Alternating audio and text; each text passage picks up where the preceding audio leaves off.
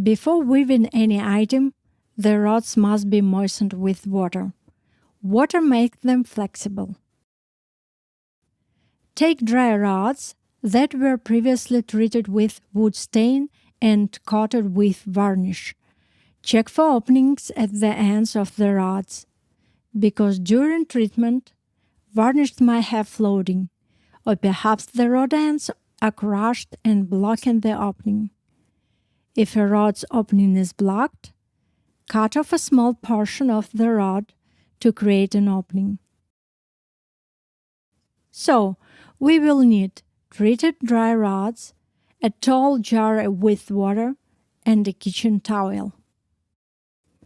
Fill the jar with warm water to the very top. Then, take a bundle of dry rods and dip one end into the water. Hold them for 10 to 15 seconds. Flip the bundle and dip the other end. Hold them for another 10 to 15 seconds. Air bubbles will come out from the rod ends.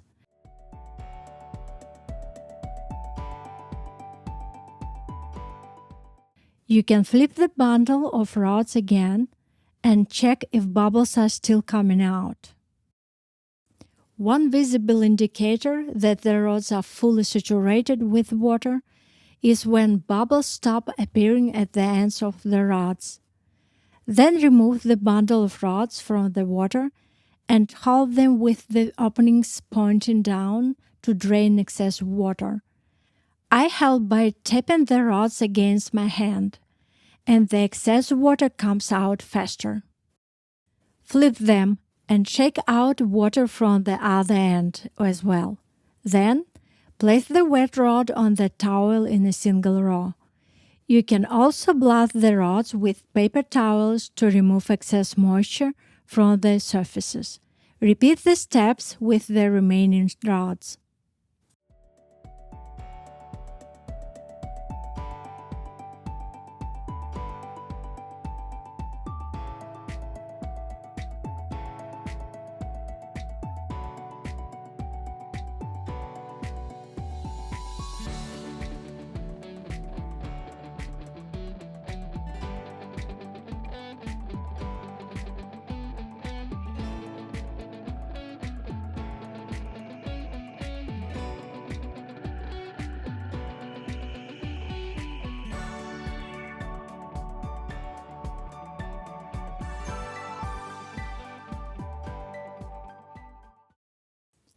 Leave the damp rods uncovered for some time. The outer layer of the rods needs to dry. This time will depend on many factors: air humidity, temperature, and rod thickness. For me, it takes on average 2 hours or more, but I check their condition every hour. When the surface of the rod feels dry to the touch, but moisture can still be felt inside, I wrap the rods in a plastic bag.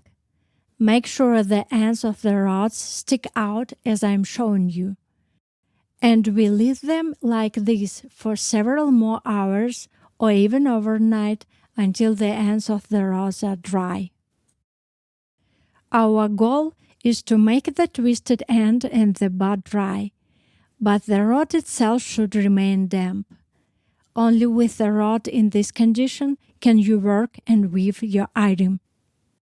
When ready, check out our step-by-step tutorials to create your first woven item.